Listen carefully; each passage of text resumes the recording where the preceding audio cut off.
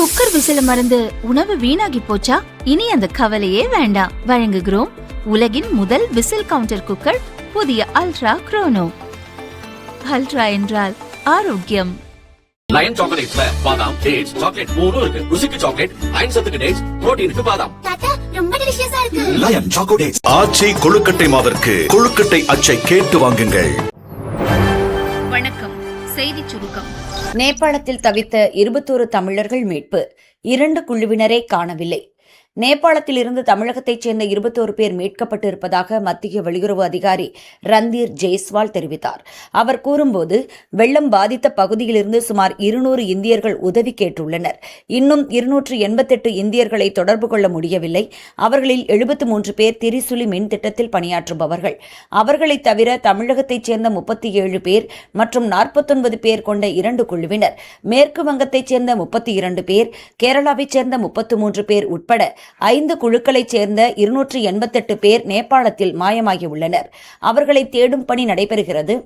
நேபாளத்துக்கு 8 ton மருந்துகள், 1 ton உணவுப் பொருட்கள், மீட்பு மற்றும் நிவாரணப் பணிகளுக்கு உதவும் 47.5 டன் கருவிகள் பொருட்களை இந்தியா அனுப்பியுள்ளது என்று வெளியுறவு அதிகாரி சந்தீர் ஜெய்ஸ்வால் கூறினார்.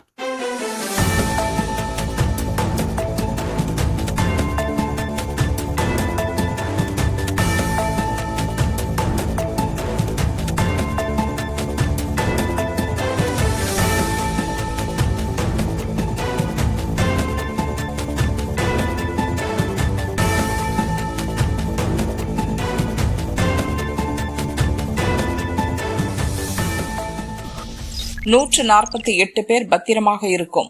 வீடியோ வெளியிட்ட தமிழர்கள். தமிழகத்திலிருந்து நேபாளத்திற்கு ஆன்மீக பயணம் சென்ற பக்தர்கள் 148 பேர் குழு திபெத் எல்லையான சாகா என்ற இடத்தில் பத்திரமாக இருப்பதாக அந்த குழுவில் உள்ள ஆன்மீக சொற்பொழிவாளர் தேச மங்கையர்கரசி வீடியோ வெளியிட்டுள்ளார். எங்களோடு 150 பேர் பயணத்தில் இருக்கிறோம். 148 தமிழர்களும் 2 வெளிநாட்டவர்களும் இங்க இருக்கிறோம். நாங்க அனைவருமே மிக பாதுகாப்பாக இருக்கிறோம். சிவபெருமானுடைய பேரருள் பெரும் கருணையினால நாங்கள் இன்றைக்கு சாகாவில் இருக்கிறோம். இங்கிருந்து நாங்கள் வெளியேறுவதற்கு என்ன வழி அப்படிங்கிற அனுமதியை நேபாள, இந்திய, சீன அரசாங்கத்தோடு நாங்கள் பேசிட்டு இருக்கிறோம். எந்த வழியா எங்களுக்கு அனுமதி கொடுக்குறாங்களோ அந்த வழியாக நாங்கள் அனைவரும் தாய்நாடு திரும்புவதற்கான முயற்சிகளை மிகவும் மும்மரமாக மேற்கொண்டு இருக்கிறோம். இந்த ஒரு நேரத்துல இங்க நாங்க எல்லாரும் பாதுகாப்பாக இருக்கிறோம் அப்படிங்கிற தகவலையும் உங்களுக்கு கொடுத்துட்டு, இந்த பேரிடர்ல பாதிக்கப்பட்ட அனைவரையும் சிவபெருமானுடைய பேரருள் பெரும் கருணை துணை நின்று எல்லாரையும் காப்பாற்றணும் அப்படிங்கிற ஒரு மிகப்பெரிய பிரார்த்தனையும் நாங்க வைக்கிறோம். பெரு வெள்ளம் வந்தபோது அங்கேதான் இருந்தாங்க. 49 தமிழர்கள் கதி என்ன? உறவினர்கள் கண்ணீர். நேபாளத்தின் ரசுவா மாவட்டம் கோஷி ஆற்றில் ஏற்பட்ட பெரு வெள்ளத்தில் சிக்கி இறந்தவர்கள் எண்ணிக்கை 270ஆக அதிகரித்துள்ளது. இன்னும் நூற்றுக்கணக்கானோர் மாயமாகியுள்ளனர். அவர்களில் தமிழகத்திலிருந்து சென்ற 49 பேரின் கதி என்ன ஆனது என தெரியவில்லை. சென்னை குரோம்பேட்டையில் உள்ள தனியார் ஆன்மீக சுற்றுலா நிறுவனம் மூலம் சென்னை, காஞ்சிபுரம் உள்ளிட்ட பல மாவட்டங்களைச் சேர்ந்த 49 பேர் ஒரு குழுவாக கடந்த 14ஆம் தேதி நேபாளம் வழியாக சீன எல்லையில் உள்ள கைலாய மலைக்கு யாத்திரை சென்றனர். யாத்திரை முடித்து திரும்பிய அவர்கள் நேபாளம் திபெத் எல்லையில் கீரோங் என்ற இடத்தில் உள்ள குடியேற்ற அலுவலகத்தில் இருந்துள்ளனர். குடியேற்ற அலுவலகம் இருந்த இடத்தை பெருவெள்ளம் கபலீகரம் செய்த நிலையில் அதன்பின் அவர்களை தொடர்பு கொள்ள முடியவில்லை என உறவினர்கள் கண்ணீருடன் கூறினர். வீட்டுல இருந்து அப்பா அம்மா 2 பேர் போயிருக்காங்க. அண்ட் எங்களோட நெய்பர் வந்து லதா பானுமதி அருச்செல்வன் அவங்க போயிருக்காங்க. அப்பா பேர் கோபால் சரஸ்வதி. அவங்க வந்து 14th நைட்டு கிளம்பினாங்க. கிளம்பிட்டு டெய்லி நைட்டு எப்போல்லாம் டவர் கிடைக்கிறச்சோ அப்பெல்லாம் பேசியிருக்காங்க. லைக் டியூஸ்டே ஈவினிங் கூட எங்ககிட்ட பேசினாங்க. ஒரு 6:30 போல எங்களோட ரிலேட்டிவ் கிட்ட பேசினாங்க. அண்ட் வந்து ஆக்சுவலி இன்னைக்கு வந்து அவங்க கிளம்பிட்டு காட்மண்டுலேருந்து நாளைக்கு மார்னிங் அவங்க சென்னை ரீச் ஆகணும். பட் வந்து நேற்று மார்னிங்லேருந்து எந்த சிக்னலும் கிடைக்கல. இது வரைக்கும் அவங்கள நாங்கள் ரீச் பண்ண முடியல. நாங்களும் வந்து எங்கள் சைட்லேருந்து சைனா, நேபாள், இந்தியன் எம்பசி எல்லாருக்கும் ரிப்போர்ட் பண்ணி வச்சுருக்கோம். ஸோ இப்போ வரைக்கும் எந்த இன்ஃபர்மேஷனும் கிடைக்கல. எல்லாருமே பார்த்துட்டு சொல்கிறோம் அப்படின்னு தான் சொல்லியிருக்காங்க.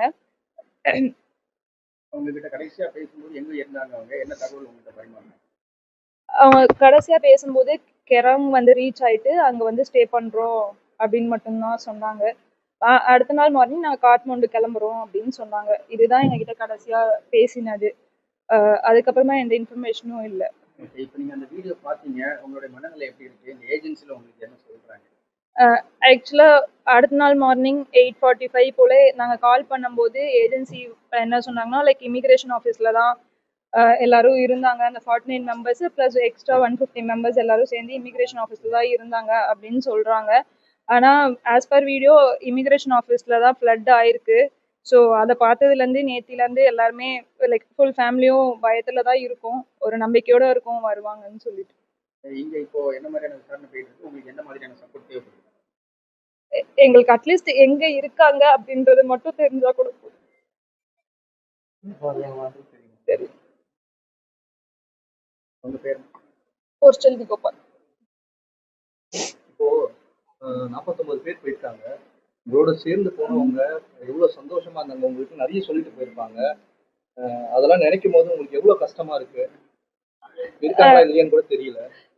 கண்டிப்பா ஆக்சுவலா எவ்ரி டூர் போயிட்டு வரும்போது நாங்க வீட்டுல லைக் காசி போயிட்டு வந்தா ரிச்சுவல்ஸ் பண்ணணும் அப்படி சொல்லிட்டு கைலாயம் போயிட்டு வந்தா என்ன ரிச்சுவல்ஸ் பண்ணணும்லாம் நாங்க எல்லார்கிட்டயும் கேட்டு வச்சிருக்கோம். லைக் அந்த ரிச்சுவல்ஸ்க்குலாம் நாங்க வந்து நாளைக்கு காலையில ரெடியா இருக்கணும் அப்படின்ற வரைக்கும் நாங்க ப்ரிப்பேர்டா இருக்கோம். பட் வந்து நேத்தில இருந்து இந்த மாதிரி இன்ஃபர்மேஷன் கேட்டதுல இருந்து எல்லாருக்குமே கொஞ்சம் நர்வஸா இருக்கு. அண்ட் அவங்க ரொம்ப சந்தோஷமா இருந்தாங்க. ஏன்னா அவங்க ஜூன் ஆக்சுவலா கிளம்பணும், ஆனா ஜூன் வந்து போஸ்ட்போண்ட் ஆயிடுச்சு பிகாஸ் டிபெட்ல ஏதோ ஃபங்க்ஷன் அப்படின்றதுனால அவங்க ஜூன் போக வேண்டியது ஜூலை டு ஆகஸ்ட் 14 தான் கடைசியா கிளம்பினாங்க. பிரச்சாரத்தில் குழந்தைகளை பயன்படுத்தவில்லை, முதல்வர் விஜய் விளக்கம். நடந்து முடிந்த சட்டசபை தேர்தலில் பெரம்பூர் தொகுதியில் முதல்வர் விஜய் வெற்றி பெற்றதை எதிர்த்து திமுக வேட்பாளர் RD சேகர் உள்ளிட்டோரும், திருச்சி கிழக்கு தொகுதி வெற்றியை எதிர்த்து திமுக வேட்பாளர் இனிகோ இருதயராஜும் சென்னை ஹைகோர்ட்டில் தேர்தல் வழக்குகளை தாக்கல் செய்திருந்தனர்.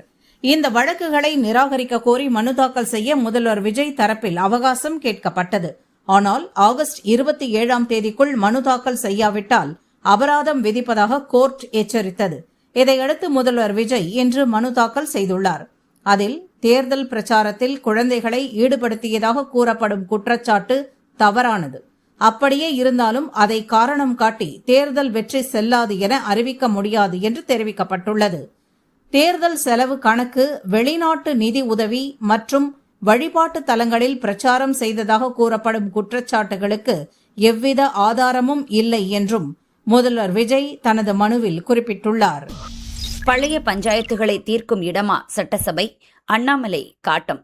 சட்டசபை நிகழ்வுகளை பார்க்கும்போது பழைய பஞ்சாயத்துகளை தீர்க்கும் இடமாக மாறிவிட்டதாக தெரிகிறது என்று த லீடர்ஸ் அமைப்பின் தலைவர் அண்ணாமலை கூறியுள்ளார். இந்த ஆண்டு வந்து நேபாள் காட்மண்டு மூலமாக 2 ரூட் இருக்கு. ஒன்று நம்ம இந்தியா மூலமா போகலாம், லிப் லேக். நேபாள் காட்மண்டு மூலமாக பிரைவேட் ஆபரேட்டர்ஸ் மூலமா நிறைய பேர் போயிருக்கிறாங்க. நேற்று அங்கே நடந்திருக்கக்கூடிய சம்பவம் என்பது மிக மிக துரதிருஷ்டவசமானது. ஒரு border immigration point, Nepal Tibet பார்டர்ல அவ்வளவு பேர் அடிச்சுட்டு போயிருக்கிறாங்க. ஈரோட்டிலிருந்து, கரூரிலிருந்து, ராமநாதபுரத்திலிருந்து, சென்னையிலிருந்து நிறைய டூர் ஆபரேட்டர்ஸ் கூட்டிட்டு போயிருக்கிறாங்க. ஈஷா அமைப்பு கோயம்புத்தூர்லிருந்து அவங்க அதிகாரப்பூர்வமாக 73 பேர் மிஸ்ஸிங் அப்படிங்கிற அறிவிப்பு கொடுத்திருக்கிறாங்க.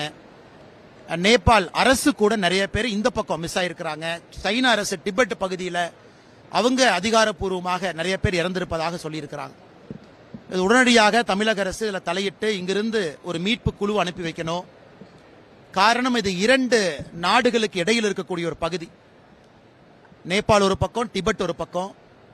துரிதமாக, என ஏற்கனவே இந்த யாத்திரைக்கு 2018 நான் போயிருக்கிறேன். நிறைய காம்ப்ளிகேஷன் இருக்கு சைனா சைடில். அவ்வளவு ஈஸியா இறந்து போனவருடைய உடலை கூட கொண்டு வருவது ரொம்ப கஷ்டம். அதனால் என்னுடைய வேண்டுதல் எல்லாம் தமிழகத்தினுடைய அரசு வேகமாக ஒரு மீட்பு குழுவை அனுப்பணும். அவங்க அங்க இருக்கக்கூடிய இந்திய அரசினுடைய எம்பசியோட தொடர்பில் இருக்கணும். உறுதியான தகவலை வேகமாக மக்களுக்கு கொடுக்கணும். யாராவது கஷ்டத்தில் இருக்கிறாங்க, காப்பாற்ற முடியும், இன்ஜுரி ஆயிருக்குன்னா அவர்களுக்கான முயற்சி எடுக்கணும். இறந்து போனவங்களுடைய சடலங்களை திரும்ப கொண்டு வரணும். ஆனா பெரிய ஆபத்து காரணம், இன்னைக்கு ஒரு மெட்டாவோ பெரிய சோசியல் மீடியா நிறுவனத்தினுடைய ரெவென்யூ பாத்தீங்கன்னா இந்தியா தான் பிக்கெஸ்ட் கான்ட்ரிபியூட்டர் ஆஃப் ரெவென்யூ. நம்ம தான் பிக்கெஸ்ட் கான்ட்ரிபியூட்டர். காரணம், மக்கள் தொகை அடிப்படையில் இன்னைக்கு எல்லோருமே ஒரு அக்கௌண்ட் வச்சிருக்கனால நம்ம அடிக்ட் ஆயிட்டோம். அல்காரிதம் வந்து மக்கள் அடிக்ட் பண்ணுது, அல்காரிதம் அந்த ஃபீடை கொடுக்குது. ஸோ டோப்பமைன் அடிக்ஷன்ல பாதி பேர் ஹோட்டலுக்கு போங்க, பஸ்ஸுக்கு போங்க, ஃபிளைட்டுக்கு போங்க, நடந்து போங்க, சோசியல் மீடியால மட்டும்தான் இருக்கிறாங்க. அதனால ஒரு தலைமுறை ஜோம்பிக்களை உருவாக்கிட்டு இருக்கிறோம், ஒரு தலைமுறை ஜோம்பியை உருவாக்குறோம். இந்த மாணவ செல்வங்களுக்கு சோசியல் மீடியாவும் கண்ட்ரோல்டு என்விரான்மெண்ட்ல கிடைக்கணும். அதுவும் கூட முக்கியம். ஒரு அமெரிக்கா நிறுவனம் வாழவோ, ஒரு யூரோப்பிய நிறுவனம் வாழவோ, இந்தியாவில் இருக்கக்கூடிய நம்முடைய கஸ்டமர்ஸ் அண்ட் கன்சியூமர்ஸ் ஒரு கினியா பிக்கை போன்று இருக்கக்கூடாது என்கின்ற கருத்தை இங்க நான் வச்சேங்கண்ணா. ஏன்னா ஆஸ்திரேலியா அண்டர் 16 கீழே தடை பண்ணிருக்காங்க, ஆஸ்திரேலியா தடை பண்ணிருக்காங்க, இங்கிலாந்து தடை பண்ண ஆரம்பிச்சிட்டாங்க. உலகத்தில் இருக்கக்கூடிய நாடுகள் எல்லாம் அண்டர் 16 கீழே 16 வயசுக்கு கீழே இருக்கக்கூடிய மாணவ செல்வங்களுக்கு சமூக வலைதளம் என்பது முற்றிலுமாக தடை. அவங்க எல்லாம் முன்னேறிய நாடுகள். ஆனா இந்தியா போன்ற நாடுகளும் அதை ரொம்ப பரிசீலிக்கணும், தடை செய்ய ஆரம்பிக்கணும், கண்ட்ரோல்டு என்விரான்மெண்ட்ல கொடுக்கணும் என்பதும் என்னை போன்ற மனிதர்களுடைய தொடர்ந்து நாங்கள் வைத்துக் கொண்டிருக்கக்கூடிய கோரிக்கையாகவும் இருக்கு. ஆனா சட்டமன்றத்தை பொறுத்தவரை அது டிராமா மன்றமாக மாறிவிடக் கூடாது என்பதுதான் என்னுடைய கருத்துங்கண்ணா. சட்டமன்றம் ஆக்கப்பூர்வமாக, உணர்வுபூர்வமாக மக்கள் பிரச்சனைகளை மட்டும் பேசக்கூடிய இடமா இருக்கணும். ஆனா இன்னைக்கு நாம் பார்க்கும் பொழுது ஏதோ பழைய பஞ்சாயத்தெல்லாம் சட்டமன்றத்தில் வந்து தீர்த்துக் கொள்வதாகத்தான் நான் பார்க்கிறேன். அரசியலுக்கு வருவதற்கு முன்பு இருந்த பஞ்சாயத்தும் சட்டமன்றத்தில் தீர்க்கப்படுகிறது, சட்டமன்றத்தில் சில மெம்பர்ஸ்க்கு இருக்கிற பஞ்சாயத்தும் அங்கே தீர்க்கப்படுகிறது. அதனால் நான் ஏற்கனவே சொன்னது போல ஆளும் கட்சியின் சார்பாக இருக்கக்கூடிய எம்எல்ஏக்கள் புதியவர்கள், இன்னும் அவங்களுக்கு நிறைய செஷன் வேணும், அவங்களும் வேகமா இம்ப்ரூவ் ஆயிட்டு இருக்கிறாங்க. எதிர்க்கட்சியிலையும் புதியவர்கள் இருக்கிறாங்க. அதனால இன்னைக்கு சட்டமன்றம் ஒரு டிராமா மன்றமாக மாறிவிடுமோ என்கின்ற ஐயம் தமிழக மக்களுக்கு ஒரு கேள்வியாக எழுந்திருப்பதை பல இடத்துல நான் தனிப்பட்ட முறையில் பார்க்கிறேன். நன்றி. இதென்ன சண்டை மன்றமா? மக்களுக்கு என்ன பயன்? கொந்தளித்த பிரேமலதா. எப்போ பார்த்தாலும் சண்டை சண்டை என்றால் மக்களுக்கு என்ன பயன்? இது சட்டமன்றம், சண்டை மன்றம் கிடையாது என தேமுதிக எம்எல்ஏ பிரேமலதா ஆவேசமாக பேசினார். பொறுமை காக்கணும், மக்களுக்காக இங்க எல்லாரையும் பேச வைக்கணும். இங்க வெறும் இது சட்டமன்றம், சண்டை மன்றம் கிடையாது. அதனால அவர் பேசாத வரைக்கும் அமைதியா போகுதுங்க. ஒன்ஸ் அவர் பேசியது போதுமா? தயவு செஞ்சு நீங்க அனுமதி தராதீங்க. எல்லா உறுப்பினருக்கும் வாய்ப்பு தாருங்கள் என்று கேட்டுக்கொண்டு அமர்கிறேன். எல்லாருக்கும் சம வாய்ப்பு. தங்கம் விலை வீழ்ச்சி. ஒரே நாளில் 2280 ரூபாய் சரிவு.